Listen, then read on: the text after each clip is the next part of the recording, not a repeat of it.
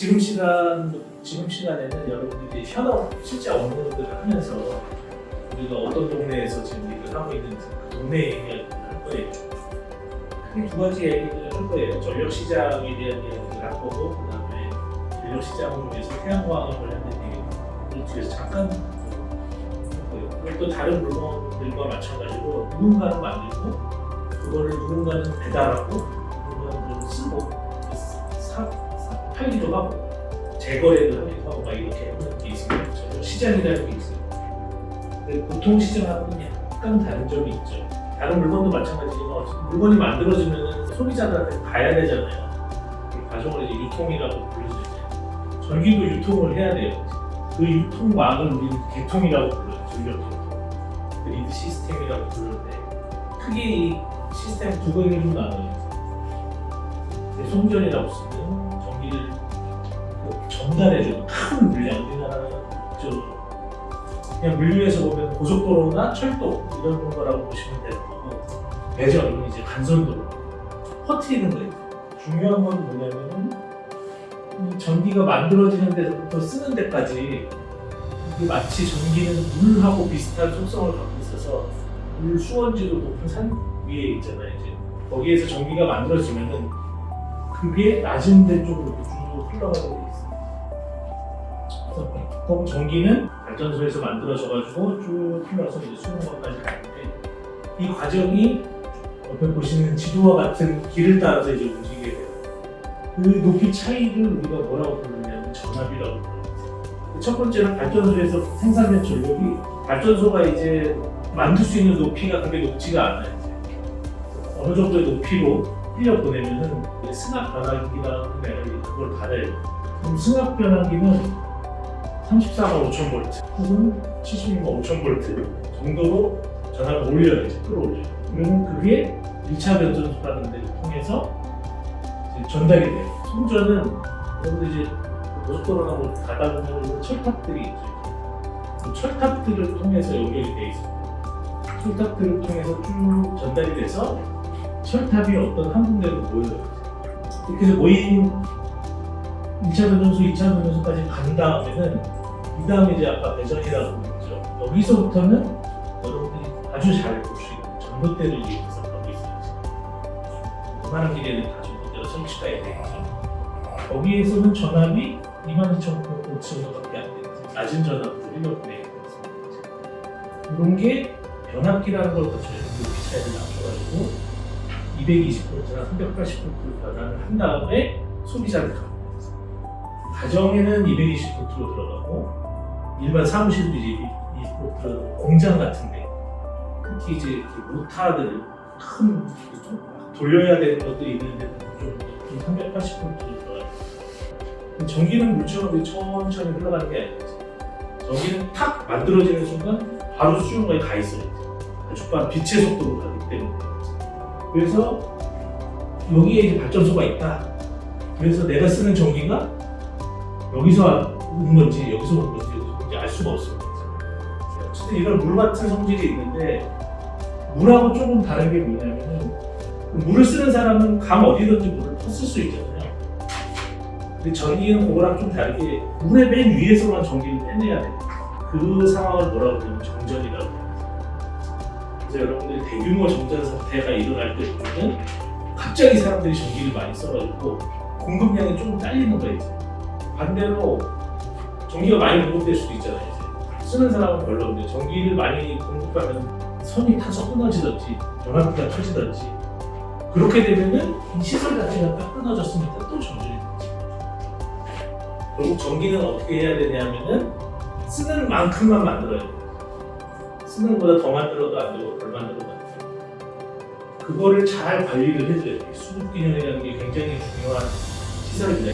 전기를 사람들이 많이 쓰고 있다 그러면 발전소한테 얘기해서 전기 좀 더 만들어줘 얘기를 할 수 있어야 되고, 전기를 알 수 있으면 좀 그만 좀 발전하고 얘기를 할 수 있어야 돼요. 그런 것들을 이제 개통 운영이라고 부르는데, 그거를 관리하는 데를 전력거래소라는 데가 있어요. 전력거래소가 모니터링을 계속 하고 있습니다. 지금 전기가 우리나라 전체에서 전기를 얼마나 쓰고 있고 전기가 얼마나 발전되는지를 계속 보고 있어요. 보고 있다가 지금 발전 그만해라, 발전소를 끄거나 줄이거나 이렇게 하는 거예요. 그리고 사람들이 너무 많이 써서 전기가 좀 모자라 그러면은 서울 발전소한테 연락해서 전기를 더 만들어내 이렇게 하는 거죠. 근데 그것도 용량이 있어요. 이제 발전소가 100개가 있는데 100개보다 더 많은 용량으로 전기를 쓸 수가 있잖아요, 사람들이. 그럴 때는 어떻게 하느냐? 주로 이제 많이 하는 방법이 뭐냐면은 그냥 방송에서 전기 줄이세요 방송하는 거예요. 그거 외에도 전기를 줄이는 목적으로 서비스를 하는 사람들이 있습니다. 그래서 전기를 줄여주죠. 이거를 이제 수급 조절을 하는 역할을 하는 거고, 아까 이제 그 앞에서 이 송전과 배전 이런 전기를 이동하는 역할을 하는 건데, 이때 이런 설비들이 있어요. 전기줄도 있고 깜토 변압기도 있고 배전소도 있고 이런 것들이 있는데, 얘가 원치 않은 이유로 고장이 날 수가 있어요. 그럼 누군가 이걸 복구를 해야 되잖아요. 그 역할을 하는 데를 이제 망관리라고 하는데, 이 망관리하는 사업자들이 하게 됩니다. 보통 다른 나라는 이 송전하는 회사하고 배전하는 회사하고 따로 있어요. 그런 데가 많이 있는데, 우리나라는 같이 합니다. 한국전력공사라는 데서. 그래서 송전망을 관리하는 것을 TSO, 송전 시스템을 관리하는 사업자 이렇게 얘기하고, 저기 이제 배전망을 관리하는 사업자, 이 두 가지 역할을 다 해요. 그리고 전기라는 게 아주 순간적으로 그 차이 때문에 정전이 될 수가 있는데, 그 순간적으로 모자라는 전기에 대해서는 얘들이 알아서 책임져주고 관리를 해줍니다. 송전 역할이 아주 큰 거죠. 자, 그럼 이제 역할이 나눠졌죠. 발전소, 그다음에 수급 관리하는 애, 망 관리하는 애. 그럼 이제 소비자한테 전기를 만드는 애는 있는데, 만들고 쓰는 애는 있는데, 배달하는 애까지 다 있는데, 그걸 사고 팔아야 되는 장소가 필요하거든요. 그거를 이제 전력 시장이라고 합니다. 그래서 전기를 만드는 사람들은 도매 시장하고 소매 시장으로 나눠져요. 발전사들은 이 도매 시장에서 소매업자들한테 전기를 팔게 돼 있어요. 그리고 이 소매업자는 사용가, 수용가, 전기를 쓰는 소비자한테 이제 전기를 팔게 돼요. 근데 이 도매 시장은 어떻게 운영이 되느냐? 하루전 시장이라고 불러가지고, 내가 내일 100이라는 전기를 10원에 팔 거야 하고 시장에다 내놓는 거예요. 그러면 전력거래소 이 도매 시장에서는 그것들을 소비하고 맞춰가지고 가격하고 판매할 양을 딱 결정을 하는 거예요. 그래가지고 이 소매업자한테 팔게 됩니다. 우리나라는 소매업자가 지금 딱 한 개밖에 없어요. 한국전력공사밖에 없어요. 근데 하나 예외가 있습니다. 원래 이 시장을 거쳐서 팔아야 되는데, 이 시장을 안 거치고 그냥 발전 사업자가 바로 소매업자한테 전기를 팔 수가 있어요. 이렇게 따로 계약을 하는 거죠. 소매시장하고 도매시장하고 상관없이. 그걸 이제 직거래라고 불러요. 많이 쓰는 용어로 PPA라고 불러요. 이 소매업자가 생산자한테 직접 전력을 사겠다, 계약을 하겠다, 이런 계약을 합니다. 단 이 계약은 재생에너지에 한해서만 할 수 있습니다. 재생에너지가 아닌 대표적인 에너지는 원자력, 화력, LNG로 발전하는 이런 것들인데, 이런 것들은 직거래를 할 수가 없어요. 반드시 도매 시장을 거쳐야 되고, 재생에너지, 태양광, 풍력, 수력, 이런 것들은 직접 구매를 해서 하게 돼요. 근데 여기 강제 시장이라는 이야기가 있죠. 그래서 발전사들은 PPA를 제외하고서는 발전한 애가 소매업자한테 바로 팔 수는 없어요. 꼭 시장을 거쳐야 돼요. 도매 시장을 반드시 거쳐야 돼요. 그럼 시장은 있는데 가격을 결정을 해야 되잖아요. 보통 우리가 가격을 결정할 때 어떻게 하냐면, 공산물 도매 시장에 가면 물건을 이제 내가 대충 10포기를 얼마에 팔겠다 내놓으면 그걸 사겠다는 사람이 있어야지 그걸 사가는 거잖아요. 이제 수요와 공급이 딱 맞아져가지고 그 가격으로 사게 되는데, 전기는 그렇게 하면 여러 가지 문제가 생기게 돼요. 이제. 그래서 조금 좀 특별한 방법으로 가격을 결정을 해요. 이렇게 해서 결정된 가격을 개통한계 가격이라고 불러요. 소매 가격은 어떻게 정하느냐? 소매 가격은 한전이 실질적인 독점 사업자라고 했잖아요. 그럼 얘들이 이제 기업의 이익을 얻으려고 그러면은 가격을 아무리 높이 불러도 우리는 사야 되는 거죠. 이제. 그러면 문제가 생기잖아요. 그래서 그걸 법적으로 어떻게 했느냐? 한국전력공사는 분기별로 산업통상자원부한테 나 전기 이 가격에 팔게요 하라고 신청을 합니다. 산업통상자원부에서는 그거를 그 전기 가격, 그 원가 정도는 보전을 해주면서 이 우리나라 전체 경제를 보고서 인가를 해줘요. 그렇게 되면은 이 가격이 결정이 되는 거예요. 그러니까 어떻게 보면은 소매 가격은 정부가 통제를 하고 있는 거예요. 전기 가격이 정확하게 어떻게 결정이 되는지 이름은 이제 개통 한계 가격이라고 하죠. 왜 개통 한계 가격이냐? 개통은 이제 그리드가 전력 개통이라 개통이고 한계 가격이니까 이게 최고로 올라갔을 때 가격이다 뭐 이런 얘기인데 아까 입찰을 어떻게 하냐면은 하루 전에 매입할 물량하고 가격을 입찰을 한다거든요.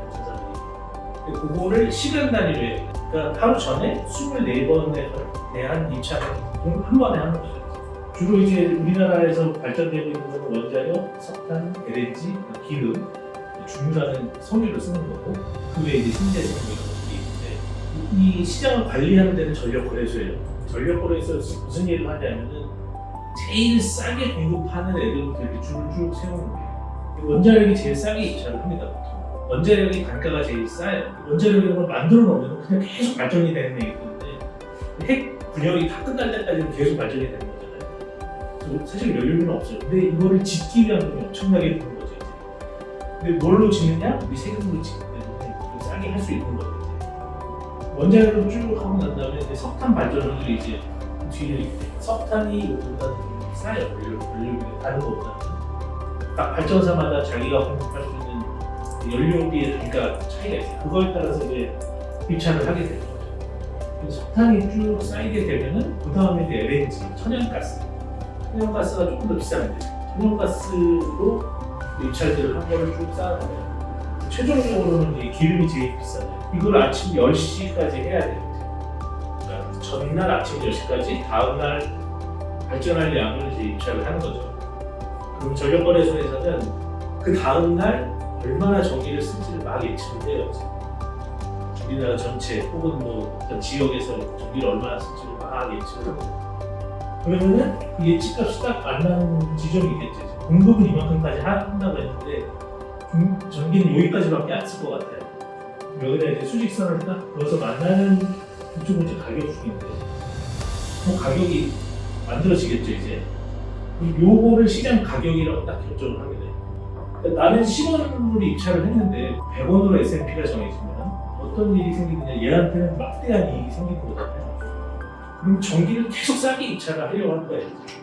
아예 애초부터 싼 애들이 많이 시장에 들어올 거예요. 그래서 그렇게 그런 애들이 점점 많아지면 이 S&P가 점점 내려가겠죠. 그거를 노리는 거예요. 시장에서. 이 시장에는 무조건 싼 전기가 많이 들어오게 하려고 노력을 하는 거예요. 시장에서. 근데 이 신재생 에너지라는 게 태양광 원자력하고 비슷하게 처음 초기에 건설하는 비용은 되지만 건설해놓고 나면 또 자연적으로 경제가 만들어지잖아요. 이렇게 되면 이런 신재생 에너지, 전력 생산 요금들이 싼 애들이 시장에 많이 들어오겠죠. 그럼 그거에 따라서 유통환경 가격이 내려가고 그만큼 소비자들도 싸게 팔 수 있고 결국에는 그 전기라는 거는 모든 사람이 쓰는 필수제이기 때문에 특정 업체에 의해서 비싼 가격을 안 받고 이게 안정적으로 가격이 유지하기 위해서 이런 도매 시장을 만들어내는 거예요.